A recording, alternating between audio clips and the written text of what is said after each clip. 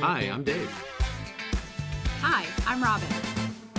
Welcome to Schoolwide Download. All right, welcome back to Season 2 of Schoolwide Download. I'm Robin.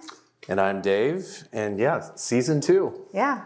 Good to be back. We made it. Yeah, so what we're going to do today is kick off. Well, actually, by the way, if you didn't notice, we're not in the same space. No, we have our very own podcast studio. So welcome to our new home. We're really excited. Studio, that's taking it a bit far, but Really? I'll accept so. it. Well, you can't see it all around us. Yeah, they can't see what we can see. So to kick off Season 2, we're going to begin with an episode that I think anybody that has been a classroom teacher can feel, I'm going to say a variety of emotions when they think about the subject matter of our episode. However, before we announce it, I'm going to say thanks to everybody that does it. Yes, absolutely. Could not appreciate you more, but the focus of our episode today is what, Robin?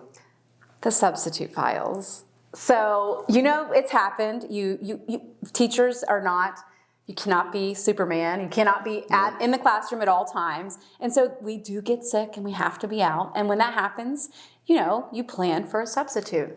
And so today we're going to kind of talk about the ins and outs of that, some tips to help you. And then we're going to share some pretty funny stories of, our experience. Absolutely. But it's one of those things where after you're out and you kind of are walking into the room and you literally hold your breath and you walk in and you think, what in the world happened today or yesterday?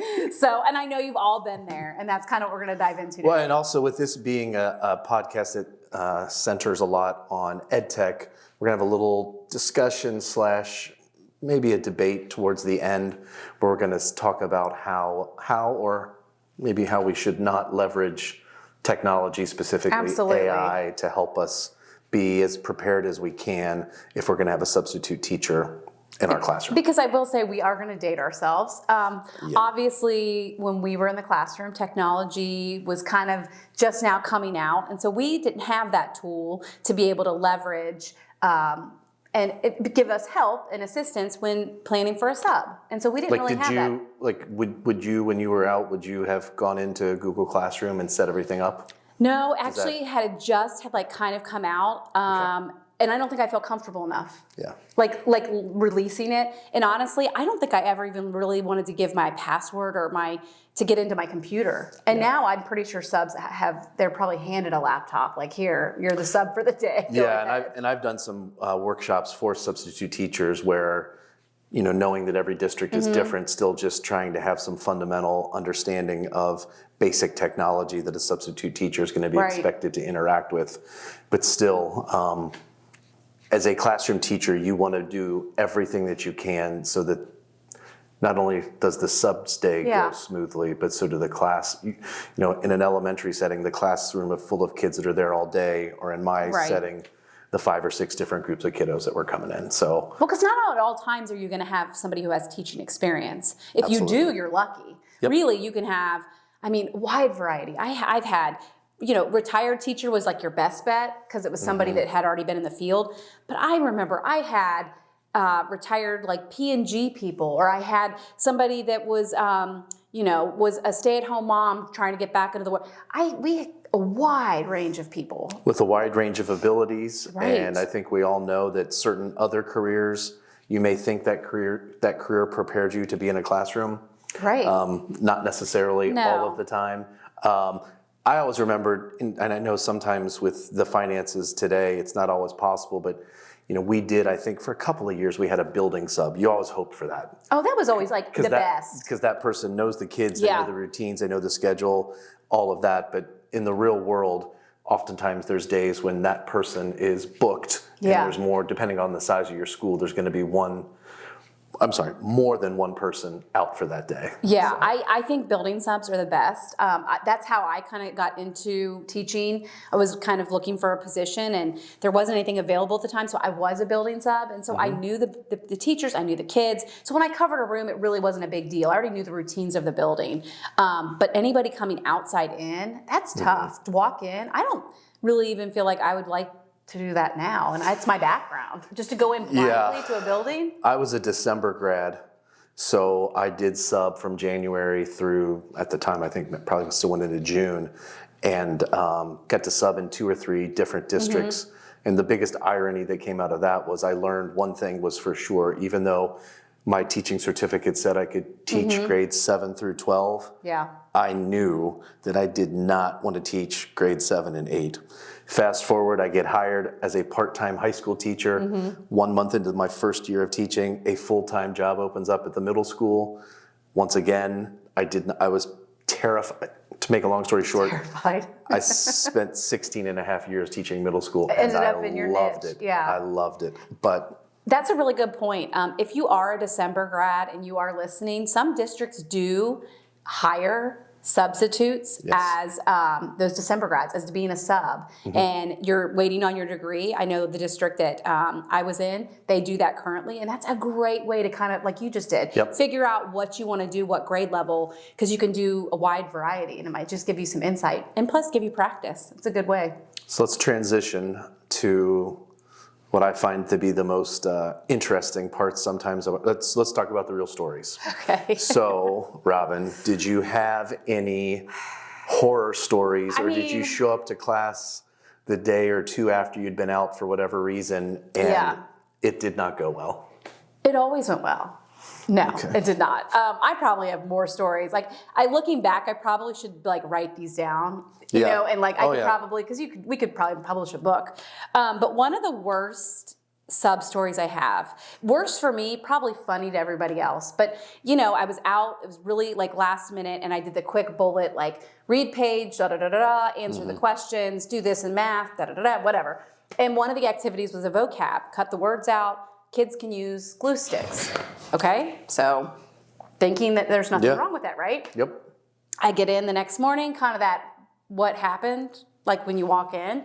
And I walk in and every desk is plastered with vocabulary words, glued onto the desk. And I literally think, oh my God, what am I gonna do? The kids come in and they are so proud. Look at this a vocabulary collage we've created. And I'm thinking, you've got to be kidding me. Common sense would be put it in our notebook or on paper, but no, we use the desk. And so I spent the next week, every day after school, scraping off vocab words from their desks. So from that point on, I had very detailed lesson plans. That was the best day of the year for those kids. You know they knew better. They were taking advantage. I'm just surprised at the adult in the room that thought that was okay. But I'm sure that this kind of stuff happens all the time, right? Yeah. I hope it's not just me. I struggle to think of a specific horrifying example, but one of the things being a middle school teacher, which I think also makes sense for high school, is we don't have the same group of kids. So we have at least typically 5 groups, sometimes 6 groups of 20 and 20 to 30. So what I always remember is there would be certain bells that you wouldn't be too worried about just because of the behaviors that were typically visible in that class. And then there would be others where you're like, oh my gosh, just how can I get the sub through 6th bell, like that? So you would. But it wouldn't be that long, at least. No, it could be. You know what I mean? 45 to 49. Not half the day. Minutes of potential chaos. So that's where you would, So I can't remember. A horrifying thing that happened, but one of the things I would do to just kind of be aware of, I would when I would walk out of that classroom, I'd take a picture sometimes, just to see if. Now, granted, you don't necessarily know what bell said disaster happened. Other things was, sometimes I would have rewards for the kids, so they would know where they would be. So that might need to be relocated or something like that. Always rewards. But then, I tried to have the preparation as best as I could, which a couple of things that we've talked about in previous episodes that I think play into this episode is if you have good structures in place. Right, yeah. If you are firm but fair, if there are consequences for certain offenses, then the likelihood of that disaster of a classroom doesn't go away, Yeah. but it is reduced. Now, there are discussions that I would sometimes have with the kids that I Yeah. most feared could ruin somebody's day, let's say. But then I think we talked about this before. You oftentimes had conversations with other students. I would choose like my secret spies.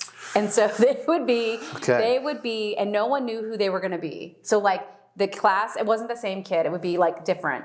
Obviously my more responsible students, but I would choose a secret spy and that the class knew they were going to report to me. So no matter what the sub put in the plans or in the notes of who acted up, that kid was going to give me the real deal.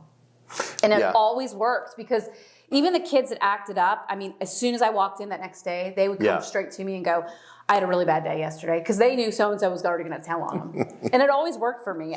No, that's a good point. That does happen. I mean, I would talk to those few individuals that I knew were going to act up, but they probably are going to act up anyway, even if I did talk to them. So I always had one person that was going to be like my go-to. That is interesting. Now that you trigger some memories where you know the next class is coming in on the day after the substitute was there, and as soon as a student starts, Mr. Clark, let me just tell you, that they're trying to either cover their tracks, mitigate what the report's going to say. And of course, I've already looked at the paper when I came in before first bell or before homeroom and looked down the list. And you see a certain bell with lots of writing that usually... The best I can think back to, if I knew the substitute teacher, which a couple times I did. Like they'd call you? Oh, they would be texting me right then and there. And I would think like, and so the kids knew that too. That was always my favorite too. If you had that go-to sub that you knew personally or you knew them, give them your phone number and they could tell you. And the kids knew that there was going to be contact right away. Now, one of the things I do want to mention real quick, because I want to take a couple steps back, and that is, I don't know if you were this way, but in my mind, and this really refers to, I'm going to say, put an asterisk, but after COVID or during COVID, but by the time I would start to maybe feel ill and then think about what I needed to prepare, how many copies I need to make, once again, dating ourselves, and I thought of all the things that I needed to do to give my substitute the best chance for success. Well, you make it sound like they're going into war. Well, sometimes they are. To be completely transparent, I would usually prefer and I would choose teaching sick than to missing. Oh, yeah. I mean, we've talked about that. We've laughed. How many sick days do you have? I think it's currently over 260. And I'm close to 200. So like we were not out much over our course of our career. But I agree with you. Prepping for the sub took so much time and effort. I just go in sick. Now, after COVID, I think it kind of changed, like probably shouldn't go to school sick. Right. But before that, absolutely. If I didn't feel good, I would just tell the kids to kind of stay back, and I stayed, and it was just better for them and better for me. Yeah, as exhausting as it is to be ill, sometimes that was just, and call it stubbornness. Right. There were things that would go through your head. So let me ask you this. So as we talk about preparations for subs, when you taught, was there an expectation? Like, did you have a sub file? Was there a specific, what did you have to do? So one of the buildings I was at, we had to have a tub, like of a week long, it might have even been 2 weeks, of activities that you would have planned. So it was like in the back of the room. But I was in another building where you would turn it into the office. So I think maybe when the sub showed up, they handed them the file. So we always had to have something prepped. Even if the building or district didn't expect me to, I always did, just because it was easier just to be able to like grab it and go. It's part of our beginning of the year in service. There was an expectation that you would have a sub folder. Makes sense. Absolutely did that. With, of course, the complete understanding that if you're preparing a subfolder on August 15th, that was it, you don't know when it's going to be used, and then it's used on February 15th. The activity says, like, pretend you went swimming this week, and it's like snowy out. So it's truly, in the sense of the word, it was an emergency thing. However, between having a folder and if you knew you were going to be out for a certain reason, having the luxury to actually plan what's going to happen the next day, I always felt like having a sub was sometimes a test of my abilities as a teacher to, are my rules firm and fair? Are the structures in place? Do the kids understand? That's a good point.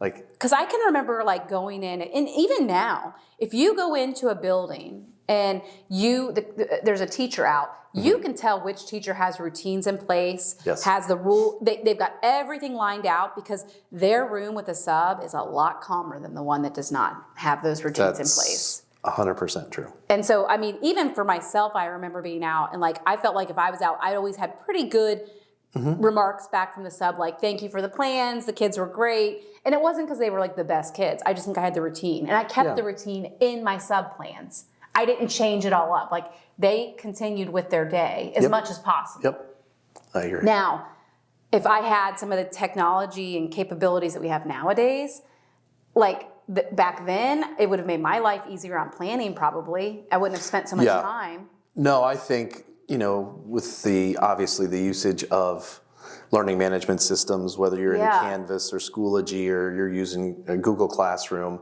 there's ways to put things in digitally. And in fact, you don't necessarily want another thing, not that you couldn't do this in the form of an email, but if you're not feeling well, you can go home and do all that and get it set up remotely. Oh, yeah.